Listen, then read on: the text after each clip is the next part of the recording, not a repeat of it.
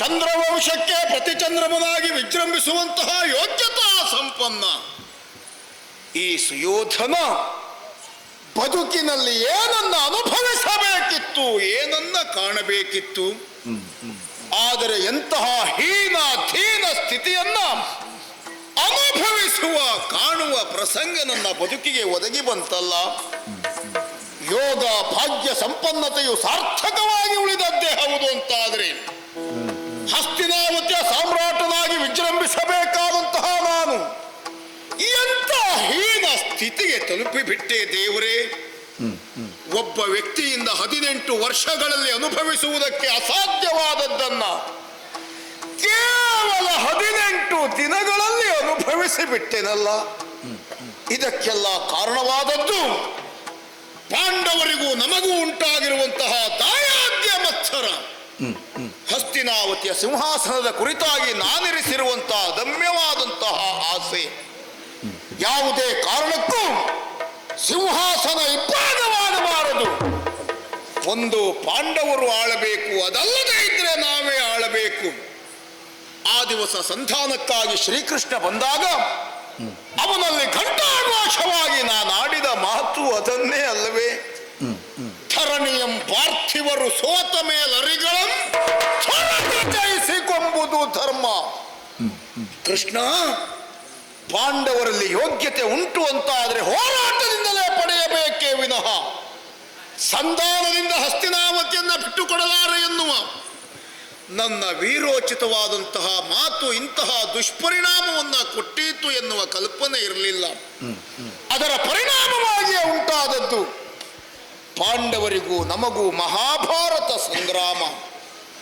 11 ಅಕ್ಷೋಹಿಣಿ ಸೇನಾಬಲವು ನಮ್ಮದ್ದಾದರೆ ಕೇವಲ 7 ಅಕ್ಷೋಹಿಣಿ ಸೇನೆ ಪಾಂಡವರದ್ದು. ಧರ್ಮಕ್ಷೇತ್ರವಾದಂತಹ ಕುರುಕ್ಷೇತ್ರದಲ್ಲಿ 18 ಅಕ್ಷೋಹಿಣಿ ಸೇನಾಬಲದ ಹೋರಾಟ. ನಮ್ಮ ಸೇನೆಯಲ್ಲಿದ್ದಂತಹ ವೀರಾಧಿ ವೀರರಾದರು ಎಂಥವರು, ಎಂತಹ ಯೋಗ್ಯತಾ ಸಂಪನ್ನರು. ಇಚ್ಛಾಮರಣಿಗಳಾದ ಅಜ್ಜ ಭೀಷ್ಮಾಚಾರ್ಯರು, ಉಭಯ ಕುಲ ಬಿಲ್ಲಾಜರಾದಂತಹ ಗುರು ದ್ರೋಣಾಚಾರ್ಯರು, ಚಿರಂಜೀವಿಯಾದ ಅಶ್ವತ್ಥಾಮಾಚಾರ್ಯ, ಮಹಾರಥಿಯಾದ ಕರ್ಣ, ಬಲಿಷ್ಠನಾದಂತಹ ತಮ್ಮ ದುಶ್ಯಾಸನ, ಮಾವ ಶಕುನಿ, ಒಬ್ಬರೇ ಇಬ್ಬರೇ ಅತಿರಥ ಮಹಾರಥರಿಂದ ತುಂಬಿ ತುಳುಕುತ್ತಿದ್ದಂತಹ ನನ್ನ ಸೇನೆ ಪಾಂಡವ ಸೇನೆಯ ಎದುರುಗಡೆಯಲ್ಲಿ ದಿನದಿಂದ ದಿನಕ್ಕೆ, ಕ್ಷಣದಿಂದ ಕ್ಷಣಕ್ಕೆ ಪಟವಾಗಿ ಹೋದದ್ದನ್ನು ಕಂಡೆ. ನನ್ನ ಕಣ್ಣೆದುರಿನಲ್ಲಿ ಬೆಳೆದು ನಲಿದು ಆಡುತ್ತಿರುವಂತಹ ಮಕ್ಕಳೆಲ್ಲ ನನ್ನ ಕಣ್ಣೆದುರಿನಲ್ಲಿ ಹೆಣವಾಗಿ ಉರುಳಿ ಹೋದದ್ದನ್ನು ಕಂಡೆ. ಎಲ್ಲರನ್ನೂ ಕಳಕೊಂಡೆ, ಎಲ್ಲವನ್ನೂ ಕಳಕೊಂಡೆ. ಎಲ್ಲರೂ ನನ್ನಿಂದ ದೂರವಾಗಿ ಹೋದರು. ಯಾವುದನ್ನೇ ಕಳೆದುಕೊಂಡರೂ ಕೊನೆಯದಾಗಿ ನನ್ನ ಮನಸ್ಸಿನಲ್ಲಿ ಆಸೆಯ ಚಿಗುರನ್ನು ಚಿಗುರಿಸಿದವರು ನವಕೋಟಿ ದೈತ್ಯರು. ಹೆದರಬೇಡ ಸುಯೋಧನ, ನಾವಿದ್ದೇವೆ, ಒಂದು ಅವಕಾಶವನ್ನು ಕಲ್ಪಿಸಿಕೊಡು. ನಿನ್ನ ಇಚ್ಛೆಯ ನಿಷ್ಪಾಂಡವ ಪೃಥ್ವಿಯನ್ನು ನಾವು ಸಾಕಾರಗೊಳಿಸಿಕೊಡ್ತೇವೆ ಎನ್ನುವುದಾಗಿ ಹೇಳಿದರು. ಪ್ರವಾಹದಲ್ಲಿ ಕೊಚ್ಚಿ ಹೋಗುತ್ತಿರುವಂತಹ ವ್ಯಕ್ತಿಯೊಬ್ಬನಿಗೆ ಹುಲ್ಲು ಕಡ್ಡಿಯನ್ನ ಕಂಡಾಗಲೂ ಪ್ರಾಣ ಉಳಿದೀತೋ ಎನ್ನುವ ಆಸೆ ಮೂಡುವ ಹಾಗೆ ನವಕೋಟಿ ದೈತ್ಯರ ಮಾತಿನಿಂದ ಗೆಲುವಿನ ಆಸೆ ಚಿಗುರಿತು. ಹೋಗಿ ಗೆಲುವನ್ನು ಪಡೆದು ಬನ್ನಿ ಎನ್ನುವುದಾಗಿ ಆಶೀರ್ವದಿಸಿ ಕಳುಹಿಸಿದರೆ ಅಲ್ಲಿ ಆದ ಪರಿಣಾಮ ಯಾವುದು? ನವಕೋಟಿ ದೈತ್ಯರು ಪಾಂಡವ ಸೇನೆಯೊಂದಿಗೆ ಹೋರಾಟವನ್ನು ನಡೆಸುತ್ತಾ ಇರುವಾಗ ಅರ್ಜುನನ ರಥಾಗ್ರದಲ್ಲಿ ರಾರಾಜಿಸುತ್ತಿರುವಂತಹ ವೀರಾಂಜನೇಯ ಆ ಮಾರುತಿ ಸ್ವತಃ ತಾನೇ ಜೀವ ತಳೆದು ಬಂದು ನವಕೋಟಿ ದೈತ್ಯರನ್ನ ಕೊಂದು ಮುಗಿಸಿದ ಎನ್ನುವ ವರ್ತಮಾನ. ನನ್ನ ಜೀವನದ ಕೊನೆಯ ಒಂದೇ ಒಂದು ಆಸೆಯು ಕುರುಕ್ಷೇತ್ರದ ಮಣ್ಣಲ್ಲಿ ಮಣ್ಣಾಗಿ ಹೋಯಿತು. ಈ ನನ್ನ ಸೋಲಿಗೆ, ನಮ್ಮವರ ಸಾವಿಗೆ ಕಾರಣ ಪಾಂಡವರು.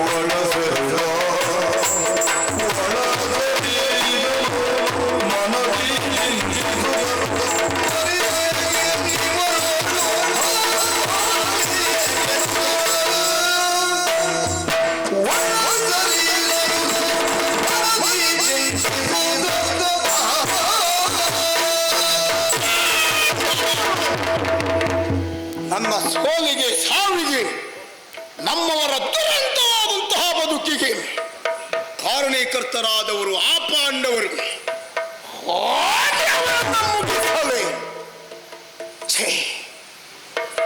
ಬರಿದಿನ್ನಿವರುಳು ನಾ ಕಾದಲಿ ಹಾಕಿ ಪಾಂಡವರೊಂದಿಗಿನ ಹೋರಾಟ ಕುರುಕ್ಷೇತ್ರದಲ್ಲಿ ನಡೆಯುತ್ತಾ ಇರುವಂತಹ ಈ ಕಾಳಗ ಸಿಂಹಾಸನದ ಆಸೆಗಾಗಿ ನಮ್ಮವರೆಲ್ಲ ಆ ಕಾರಣಕ್ಕಾಗಿಯೇ ತಮ್ಮ ಪ್ರಾಣವನ್ನೇ ಪಣವನ್ನಾಗಿರಿಸಿ ಅಂತಕನ ಅತಿಥಿಯಾಗಿ ಹೋದರು. ಎಲ್ಲರನ್ನೂ ಕಳೆದುಕೊಂಡಿರುವಂತಹ ನಾನೀಗ ಯಾವ ಸುಟ್ಟ ಸೌಭಾಗ್ಯವನ್ನ ಕಾಣಲಿ, ನಮ್ಮವರ ಹೆಣದ ರಾಶಿಯ ಮೇಲೆ ಯಾವ ಸಾಮ್ರಾಜ್ಯವನ್ನ ಪ್ರತಿಷ್ಠಾಪಿಸಲಿ. ಬರಿದಿನ್ನಿವರುಳು ನಾ ಕಾದಲಿ ಆಕೆ ಶುದ್ಧ ಭೇದ, ಯುದ್ಧ ಭೇದ.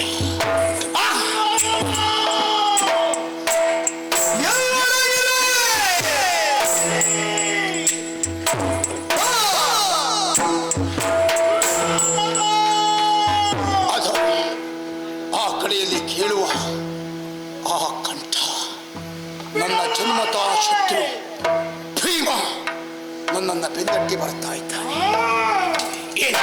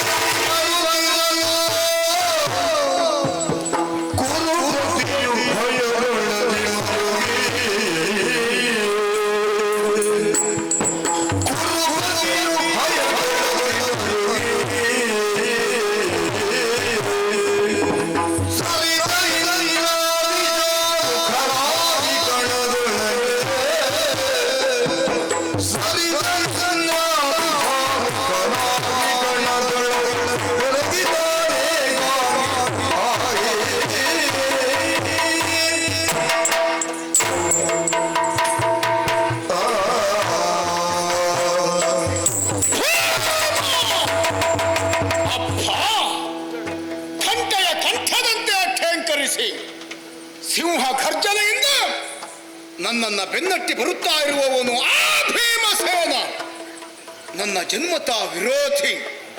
ಭೀಮನ ಕಂಠವನ್ನು ಕೇಳುತ್ತಾ ಇರುವ ಹಾಗೆ ನನ್ನಲ್ಲಿರುವ ಶಕ್ತಿಯೆಲ್ಲ ಉಡುಗಿ ಹೋದ ಹಾಗೆ, ನನ್ನ ಧೈರ್ಯವೆಲ್ಲವೂ ಮಾಯವಾದ ಹಾಗೆ ಅನುಭವ ಆಗುತ್ತಾ ಇದೆಯಲ್ಲ.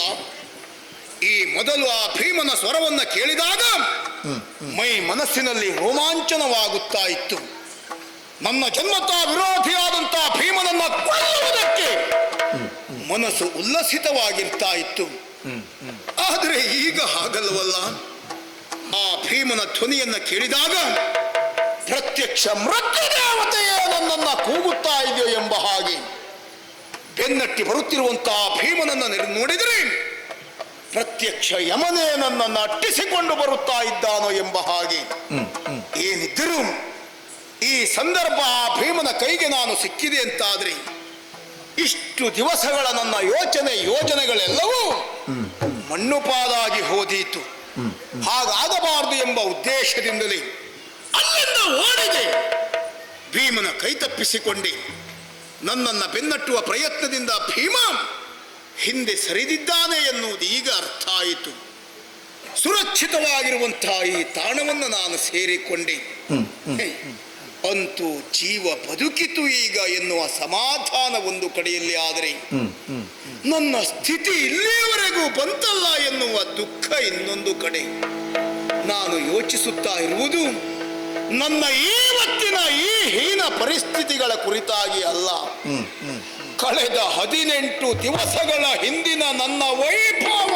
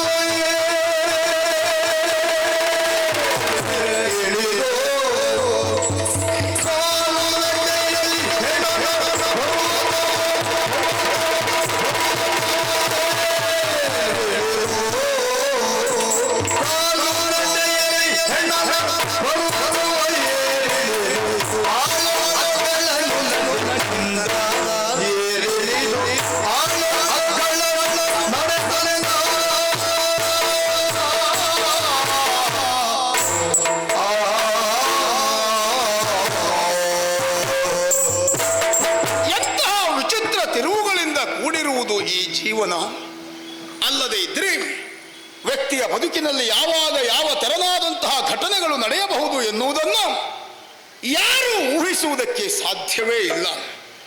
ಹಿಂದೊಂದು ಸಂದರ್ಭದಲ್ಲಿ ನಾನು ಕಂಡಿರುವ ಉಂಡಿರುವ ವೈಭೋಗಗಳು ಕೇವಲ ಕನಸಿನಂತೆ ಭಾಸವಾಗುತ್ತಾ ಇದೆಯಲ್ಲ. ರಕ್ತಖಚಿತವಾಗಿರುವಂತಹ ಹಸ್ತಿನಾವತಿಯ ಸಿಂಹಾಸನವನ್ನು ಶ್ವೇತಛತ್ರದ ನೆರಳಿನಲ್ಲಿ ನಾನು ವಿರಾಜಮಾನನಾಗಿರುವ ಆ ಸಂದರ್ಭ, ಆ ಕಡೆ ಈ ಕಡೆಯಲ್ಲಿ ಚಾಮರ ಸೇವೆಯಿಂದ ನನ್ನನ್ನು ಸಂಪ್ರೀತನನ್ನಾಗಿಸುತ್ತಾ ಇದ್ದರು. ಎಲ್ಲಿಯಾದರೂ ದೊರೆಯಾದಂತಹ ಈ ಸುಯೋಧನ ನಡೆಯಬೇಕಾದ ಸ್ಥಿತಿ ಒದಗಿ ಬಂದರೆ ರತ್ನ ಗಂಬಳಿಯನ್ನ ಹಾಸಿ ಅದರ ಮೇಲೆ ಹೂವಿನ ಹಾಸಿಗೆಯನ್ನ ಮಾಡಿ ನನ್ನನ್ನು ನಡೆಸುತ್ತಾ ಇದ್ದರು. ಕೈಗೊಂದು ಕಾಲಿಗೊಂದು ಎನ್ನುವ ರೀತಿಯಲ್ಲಿ ಕಾಲಿನಿಂದ ತೋರಿಸಿದಂತಹ ಕಾರ್ಯವನ್ನ ತಲೆಯ ಮೇಲೆ ಹೊತ್ತು ನಡೆಸುವಂತಹ ನಿಷ್ಠಾವಂತರನೇಕರನ್ನ ಪಡೆದ ಭಾಗ್ಯಶಾಲಿಯು ನಾನಾಗಿದ್ದೆ. ಸಾಮಂತ ಮನ್ನೆಯರೆಲ್ಲ ನನ್ನ ದರ್ಶನವೊಂದೇ ತಮ್ಮ ಬದುಕಿನ ಪರಮ ಭಾಗ್ಯ ಎನ್ನುವುದಾಗಿ ಭಾವಿಸಿ ಸಾಲು ಸಾಲಾಗಿ ನಿಂತು ಹಾಕುತ್ತಿರುವಂತಹ ಜಯಘೋಷ ಇನ್ನೊಂದು ಕಡೆಯಲ್ಲಿ ನನ್ನ ಈ ವೈಭವವನ್ನು ಕಂಡಾಗ ನಮ್ಮವರೆಲ್ಲ ಹಾಡಿ ಹೊಗಳಿದ್ರಲ್ಲ, ದೊರೆಯೇ ಸುಯೋಧನ, ದೇವಲೋಕದ ದೇವೇಂದ್ರನಲ್ಲಿ ಇಂತಹ ವೈಭೋಗ ಎನ್ನುವುದು ಉಂಟಂತೆ, ಆದರೆ ಅದನ್ನು ನೋಡುವ ಭಾಗ್ಯ ನಮ್ಮ ಪಾಲಿಗಿಲ್ಲ ಪ್ರಭು. ಈ ವರ್ತಮಾನ ಕಾಲದಲ್ಲಿ ದೇವಲೋಕದ ವೈಭವ ಭೂಲೋಕದಲ್ಲಿ ಮರುಕಳಿಸಿದ್ದಿದ್ರೆ ಅದು ಹಸ್ತಿನಾವತಿಯಲ್ಲಿ ನಿಮ್ಮ ಆಡಳಿತದಲ್ಲಿ ಎನ್ನುವುದಾಗಿ ಹಾಡಿ ಹೊಗಳಿದ್ರಲ್ಲ. ಪ್ರತ್ಯಕ್ಷ ಇಂದ್ರನಿಗೆ ಸರಿಸಮಾನವಾಗಿ ಬಾಳಿ ಬದುಕಿದಂತಹ ಸುಯೋಧನ ಈ ದಿವಸ ಏನನ್ನ ಕಾಣುತ್ತಾ ಇದ್ದೇನೆ. ನನಗಾಗಿ ಹೋರಾಟವನ್ನು ನಡೆಸಿ ನನ್ನ ಜಯಕ್ಕಾಗಿ ಅಹರ್ನಿಶಿ ಶ್ರಮಿಸಿ ನನ್ನ ಸಂತೋಷವನ್ನೇ ತಮ್ಮ ಬದುಕಿನ ಪರಮಭಾಗ್ಯ ಎನ್ನುವುದಾಗಿ ಭಾವಿಸಿರುವಂತಹ ನಮ್ಮವರೆಲ್ಲರ ಹೆಣದ ರಾಶಿ ನನ್ನ ಕಾರಣಕ್ಕಾಗಿ ಹೋರಾಟವನ್ನು ನಡೆಸಿ ಪ್ರಾಣವನ್ನು ಕಳೆದು ಹೆಣವಾಗಿ ಉರುಳಿ ಹೋಗಿರುವಂತಹ ನಮ್ಮವರು ಆ ನಮ್ಮವರ ಹೆಣದ ರಾಶಿಯನ್ನ ಏರುತ್ತಾ ಇಳಿಯುತ್ತಾ ಏಕಾಂಗಿಯಾಗಿ ನಾನೇ ಹೋಗಬೇಕಾದ ಪರಿಸ್ಥಿತಿ. ಹಿಂದಿನ ಸಂದರ್ಭ ಅಂತಾದರೆ ಹಿಂದೆ ಮುಂದೆ ಆ ಕಡೆ ಈ ಕಡೆ ಸಾವಿರ ಜನ ನನ್ನನ್ನು ಅನುಸರಿಸಿ ಬರ್ತಾ ಇದ್ರು. ಆದರೆ ಈಗ ಹಾಗಲ್ಲವಲ್ಲ, ಎಲ್ಲರನ್ನೂ ಕಳೆದುಕೊಂಡಿರುವಂತಹ ನಾನಿವತ್ತು ಏಕಾಂಗಿಯಾಗಿ ಹೋದೆ, ಒಬ್ಬಂಟಿಗನಾಗಿ ಹೋದೆ. ಯಾಕೆ ಹೀಗಾಯಿತು? ಯಾರಿಂದ ಹೇಗಾಯಿತು?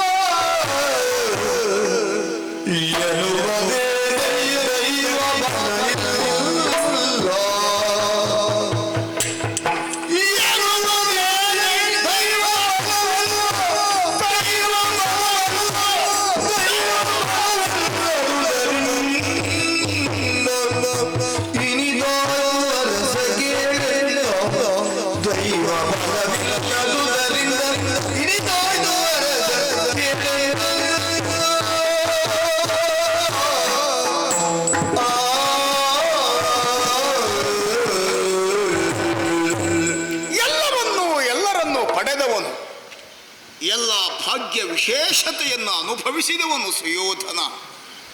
ಆದರೆ ಇವತ್ತು ಎಲ್ಲರನ್ನೂ ಕಳೆದುಕೊಳ್ಳಬೇಕಾಯಿತು ಅಂತಾದರೆ ಯಾಕೆ ಹೀಗಾಯಿತು ನನ್ನ ಸ್ಥಿತಿ? ಯಾವ ವಿಭಾಗದ ಕೊರತೆ ನನ್ನನ್ನು ಈ ಮಟ್ಟಕ್ಕೆ ತಲುಪಿಸಿತು ಎನ್ನುವುದಾಗಿ ಯೋಚಿಸಿದರೆ ದೈಹಿಕವಾದಂತಹ ಬಲ ಹಗೆಗಳಾದರೂ ಹೊಗಳುವ ತೆರನಂತೆ ದೈಹಿಕವಾದ ಬಲಾಢ್ಯತೆಯನ್ನು ಭಗವಂತ ಅನುಗ್ರಹಿಸಿದ್ದಾನೆ. ನನ್ನನ್ನು ಅನುಸರಿಸಿ ಬಂದಿರುವಂತಹ ಭಟರು ನನ್ನ ಸಂತೋಷಕ್ಕಾಗಿ ತಮ್ಮ ಪ್ರಾಣವನ್ನೇ ಪಣವನ್ನಾಗಿಟ್ಟು ಬಂದವರು. ಸಂಪತ್ತಿನ ವಿಷಯದಲ್ಲಿ ಪ್ರತ್ಯಕ್ಷ ಕುಬೇರನಾದರೂ ತಲೆ ತಗ್ಗಿಸಬೇಕು.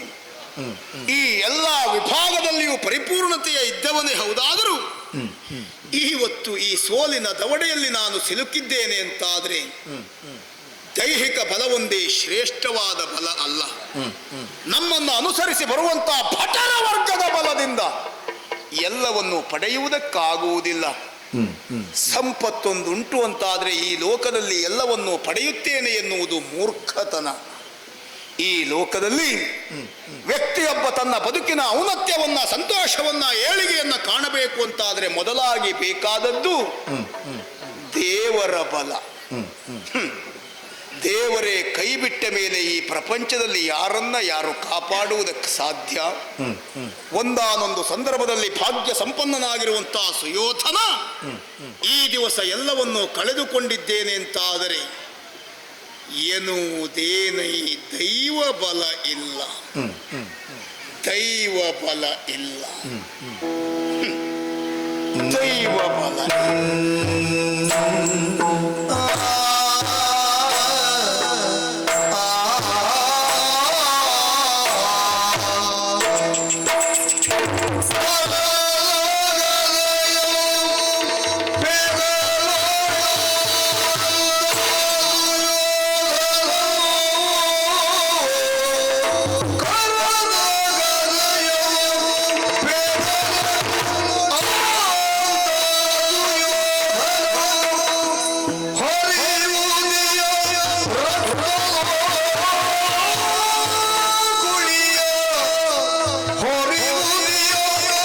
ಹೋಗೋ